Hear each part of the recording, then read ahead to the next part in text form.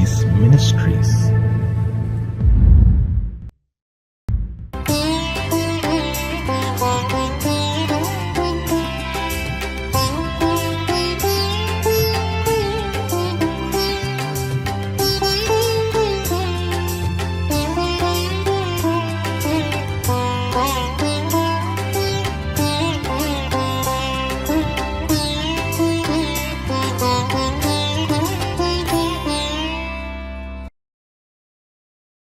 ஆண்டவரும் இரட்சகருமாகிய இயேசு கிறிஸ்துவின் நாமத்தினாலே காட் கோ சீஸ் மினிஸ்ட்ரீஸ் மூலமாக ஒவ்வொரு நாளும் தேவ செய்தியை கேட்டுக்கொண்டிருக்கிற தேவ பிள்ளைகள் யாவரையும் வாழ்த்துகிறேன். இந்த 11வது மாதத்தில் தேவனுடைய கிருபையும் சமாதானமும் பாதுகாப்பும் உங்களோடும் உங்கள் குடும்பங்களோடும் என்றென்றும் நிறைவாய் தங்கியிருப்பதாக. இந்த வருடத்தின் முதல் 10 மாதங்களை கடந்து 11வது மாதத்திற்குள் பிரவேசிக்க தேவனாகிய கர்த்தர் கிருபை செய்திருக்கிறார். இன்றளவும் தேவனாகிய கர்த்தர் நம்மை ஆசீர்வதித்து நடத்தி வருகிறார். இனியும் நம்மையும் நம் குடும்பங்களையும் ஆசீர்வதிக்க அவர் உண்மையுள்ளவராயிருக்கிறார். கர்த்தருடைய வார்த்தையை நாம் எந்த அளவுக்கு நம்பி வருகிறோமோ அந்த அளவுக்கு அதனுடைய பலனை நம்முடைய வாழ்க்கையிலே காணப்போகிறோம். அநேக தீங்குகள், வித்தியாசமான சூழ்நிலைகள், பிரச்சனைகள், தேவைகள் என்று எது நம்மை நெருக்கி வந்தாலும் நாம் அவை எல்லாவற்றையும் இந்த மாதத்திலே ஜெயிக்க போகிறோம். இதை விசுவாசித்து தேவனுடைய வார்த்தையை நம்பி அவருடைய இரக்கத்தையும் சமாதானத்தையும் பெற்று நாம் ஆசீர்வாதமாய் வாழ தேவனாகிய கர்த்தர் விரும்புகிறார். கர்த்தர் தாமே நம்மையும் நம் குடும்பங்களையும் இந்த மாதம் முழுவதும் பாதுகாத்து ஆசீர்வதிப்பாராக. ஆமென்.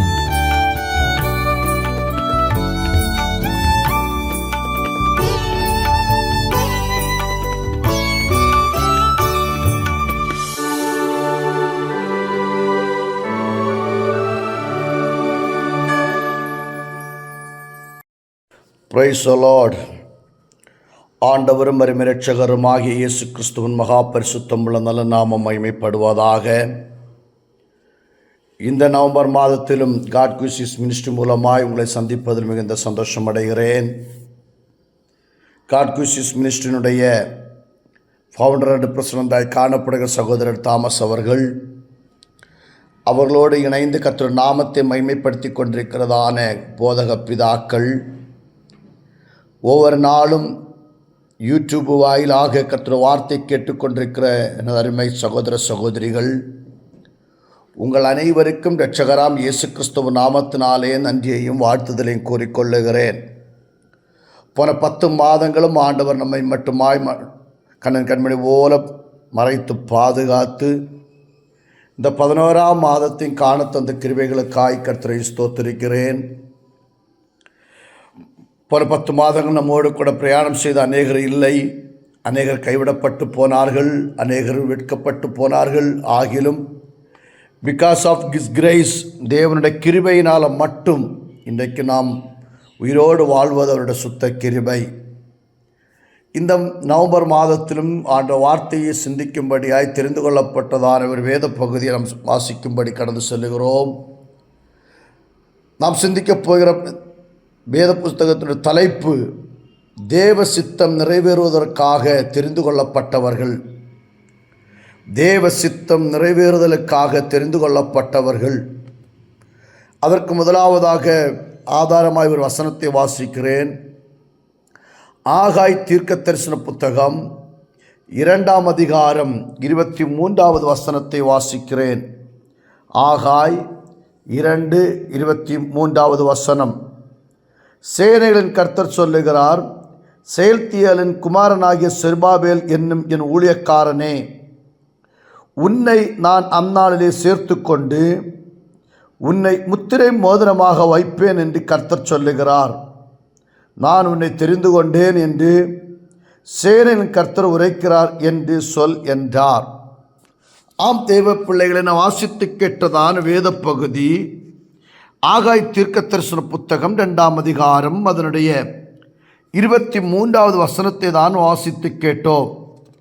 ஆகாய் தீர்க்கதரிசி கொண்டு கர்த்தர் சொல்லுகிறதான வார்த்தை, சேல்தியேல் குமாரனாகிய செருபாபேல் என்னும் ஊழியக்காரனை நான் அந்நாள் சேர்த்து கொண்டு உன்னை முத்திரை மோதிரமாக வைப்பேன், நான் உன்னை தெரிந்து கொண்டேன் என்று கர்த்தர் சொல்லுகிறார். தேவ சித்தம் நிறைவேறுதலுக்காக தெரிந்து கொள்ளப்பட்டவர் யார்? இன்றைக்கு மனுஷன் ஒரு பொருளை தெரிந்து கொள்ளனால் அவன் பலமுள்ளவைகளை தெரிந்து கொள்ளுகிறான், அழகானவைகளை தெரிந்து கொள்ளுகிறான், சாமர்த்தியமுள்ளவைகளை தெரிந்து கொள்ளுகிறான், பலமுள்ளவைகளை தெரிந்து கொள்ளுகிறான். ஆனால் சர்வ வல்லமையுள்ள தேவன் தெரிந்து கொள்ளப்பட்டது யார் என்று கேட்டால் பலவீனமானவர்களை தெரிந்து கொள்ளுகிறார், உடைக்கப்பட்டவர்களை தெரிந்து கொள்ளுகிறார், கைவிடப்பட்டவர்களை கர்த்தர் தெரிந்து கொள்ளுகிறார், வேதனையோடு தவிக்கிறவர்களை தான் கர்த்தர் தெரிந்து கொள்ளுகிறார், கஷ்டப்படுகிறவர்களை கர்த்தர் தெரிந்து கொள்ளுகிறார், உபத்திரவப்படுகிறவர்களை கர்த்தர் தெரிந்து கொண்டு ஆண்டவர் அவர்களை அழகுபடுத்தி மேன்மைப்படுத்தி உயர்த்தி வைக்கிறவராய் காணப்படுகிறோம். எனக்கன்பான தேவ பிள்ளைகளை, பரிசுத்த வேத புஸ்தகத்திலிருந்து ஒரு சில எக்ஸாம்பிள்களை தருகிறேன். பலவீனமானவைகளை தெரிந்து கொண்டார். ஒன்று, கிராமத்தில் கட்டியிருந்ததான ஒரு கழுதையை இயேசு சொல்லுகிறார், அந்த கழுதை அவிழ்த்து கொண்டு வாருங்கள் என்று சொல்லி வேலைக்காரர்களுக்கு ஊழியக்காரர்களுக்கு கட்டளையிடுகிறார். பலவீனமான அந்த கழுதை யாருக்கும் வேண்டாம். அந்த காலகட்டத்திலே யூதர்கள் நடுவிலே கழுதை என்று சொன்னால் புறக்கணிக்கப்பட்ட ஒரு மிருகம். அந்த புறக்கணிக்கப்பட்டதான அந்த கழுதையை கட்டவிழ்த்து கொண்டு வாருங்கள். காரணம், பலவீனமாய் புறக்கணிக்கப்பட்ட அந்த கழுதையின் மீது ஆண்டவராக இயேசு கிறிஸ்து சவாரி செய்யும்படியாய், அந்த கழுதையின் மீது இயேசு கிறிஸ்து உலா வரும்படியாய், அந்த கழுதையின் மீது இயேசு கிறிஸ்து சவாரி செய்யும்படியாய் ஆண்டவர் சொல்லி அந்த கழுதையை அவிழ்த்து கொண்டு வாருங்கள், அந்த கழுதை எனக்கு தேவைப்படுகிறது என்று சொல்லி. இன்றைக்கு உங்கள் கிராமத்தில் நீங்களும் ஒதுக்கப்பட்ட வெறுக்கப்பட்ட சூழ்நிலைமையில் இருந்தாலும் இயேசு கிறிஸ்து சொல்லுகிறார், அவைகள் ஆண்டவருக்கு வேண்டும் என்று சொல்லுகிறார். இரண்டாவதாக, காணா ஒரு கல்யாண வீட்டிலே, அந்த திருமண வீட்டிலே வெளியே காணப்பட்டதான ஒரு 6 கற்சாடிகளை ஆண்டவர் அதை நிரப்ப சொல்லி இருக்கிறார்.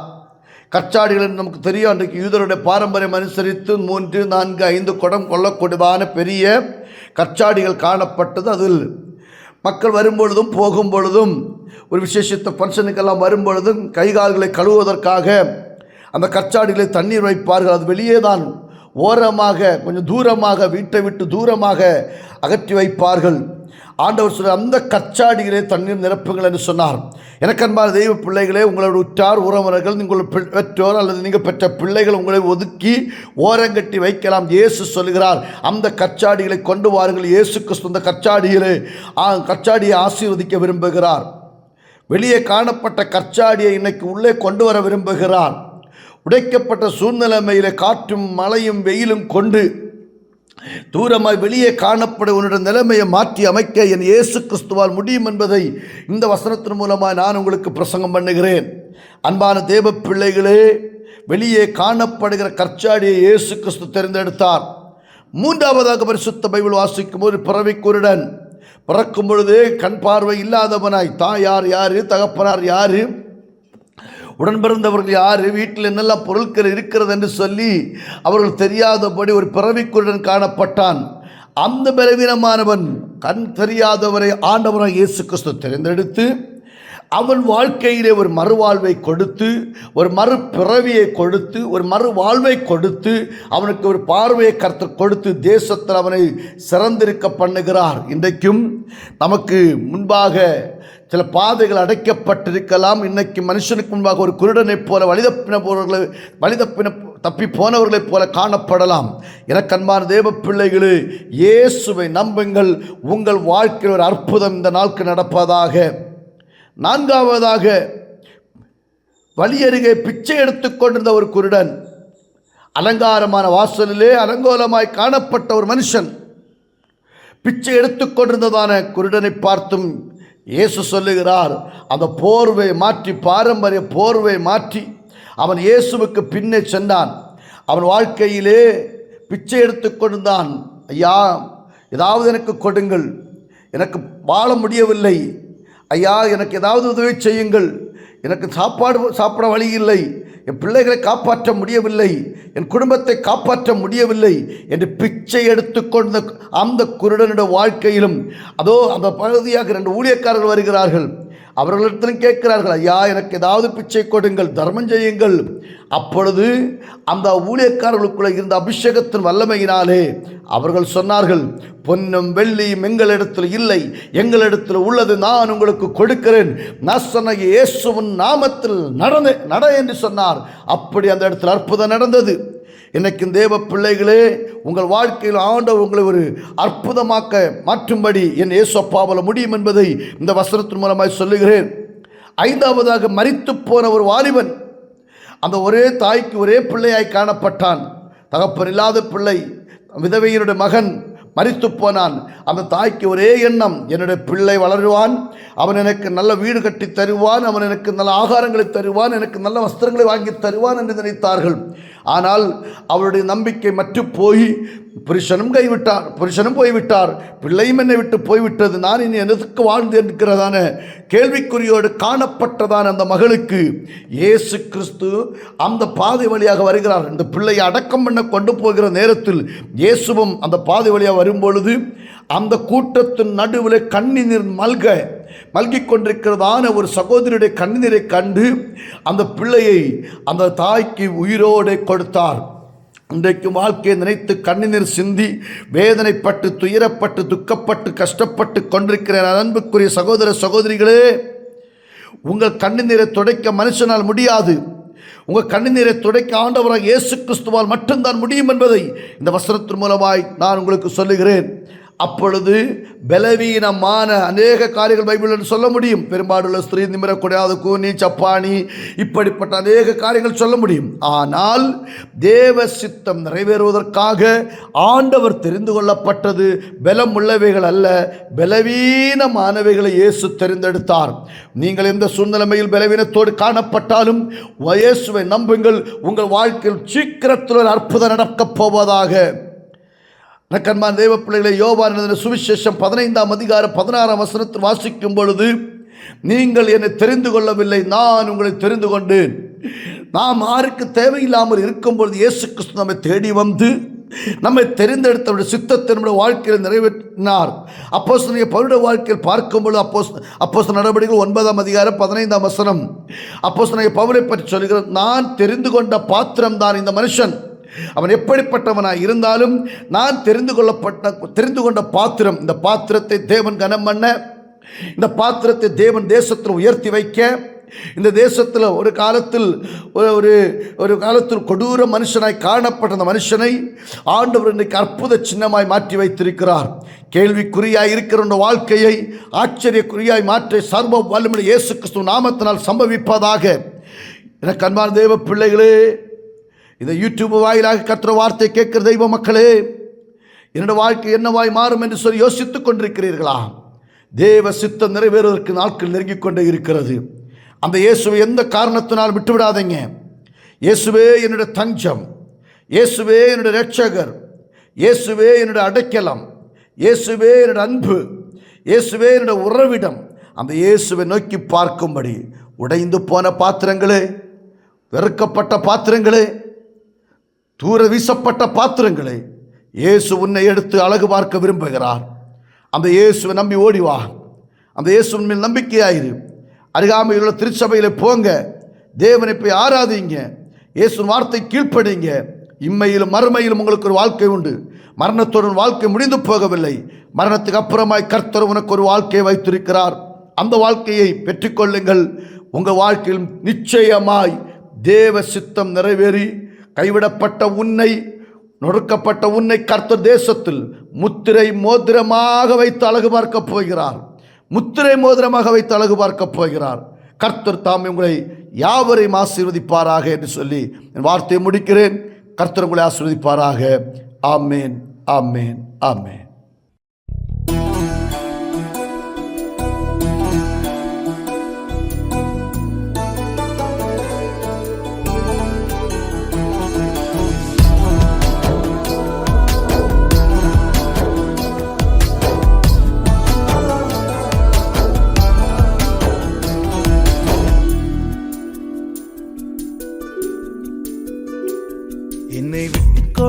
கொடுக்காதவர், என்னை நடத்துகின்றவர், என்னை பாதுகாப்பவர், என் நேசர் நீரே.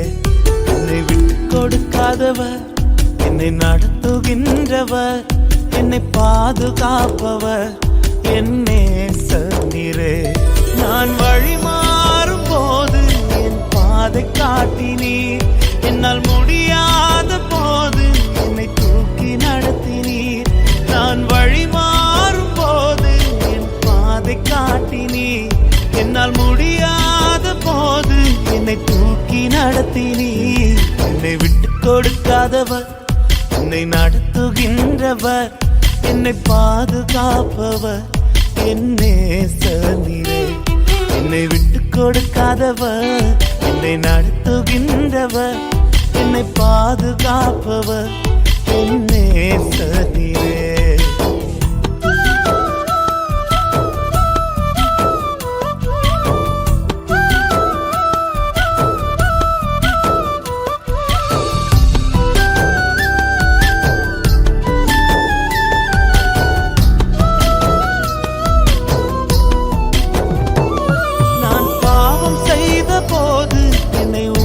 நடத்தினீர், உம்மை நோகடித்த போதும் உம் கிருபையால் மன்னித்தீர்.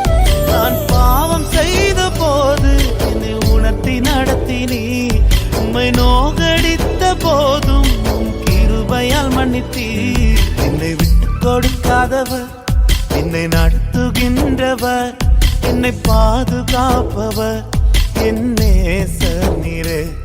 என்னை விட்டு கொடுக்காதவர், என்னை நடத்துகின்றவர், என்னை பாதுகாப்பவர், என் நேசர் நீரே.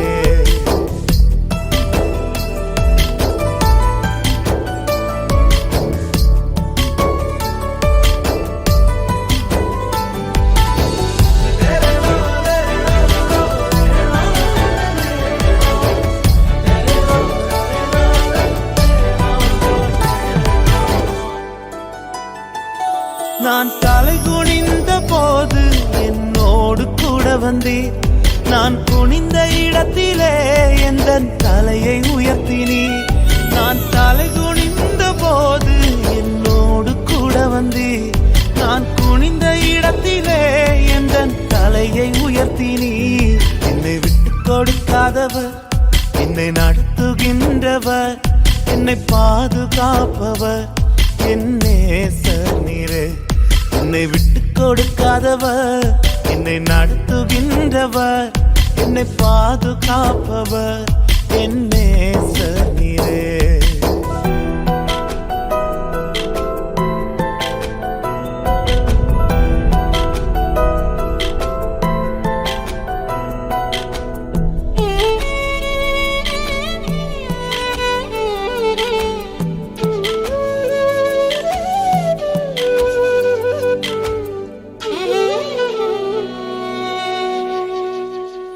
நான் வேண்டிக் கொள்வதெல்லாம் என் வாழ்வில் தருகின்றீர், நான் நினைப்பதற்கும் மேலாய் என்னை ஆசீர்வதிக்கின்றீர்.